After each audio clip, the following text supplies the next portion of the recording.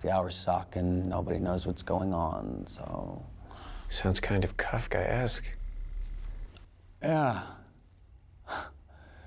Totally Kafkaesque.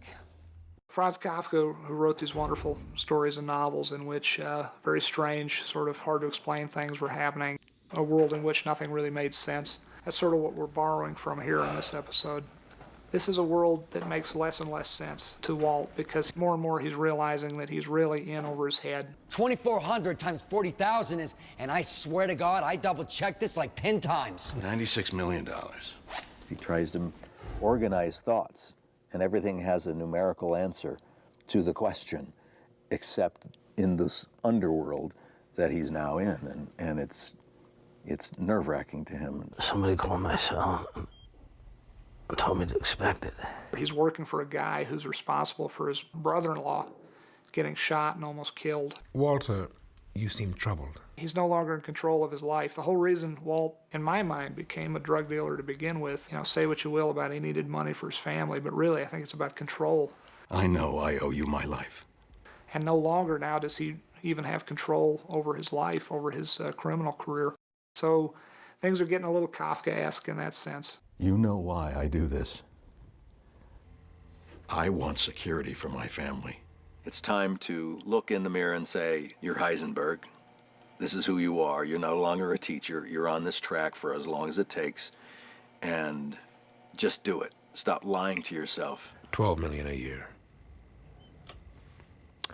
Call it 15. Open-ended. Would that be agreeable? But really, it's Jesse who's using the word Kafkaesque. He learns a new word in rehab, and he misuses the heck out of it throughout this whole episode. I gotta pay taxes now? What the hell's up with that? That's messed up, that's Kafkaesque. Church. Right. There's a lot of humor in this episode with Jesse and Badger and Skinny Pete. Maybe I know a whole new market. Maybe all we need is the meth.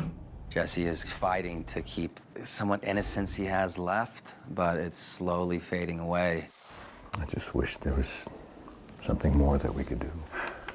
This is the moment where she has to decide, am I going to take this money from this awful thing that I'm against with every fiber of my being, but use it for my family, because otherwise what's going to happen to them? Please, it's tens of thousands of dollars. We have the money. More than enough. Walt earned it. Skylar. We tried to gauge how much of it was sort of pre-thought out and how much of it is on the fly. And we think, obviously, to be that good and to have that good a story, she had to pre-think a lot of it. But I think some of it's also coming on the fly as well. He earned it gambling. It's not calculating, it's that she is so cool under that circumstance. He was convinced that if he put enough money into it, he'd have a, what is it? A statistical edge? Yes, statistical.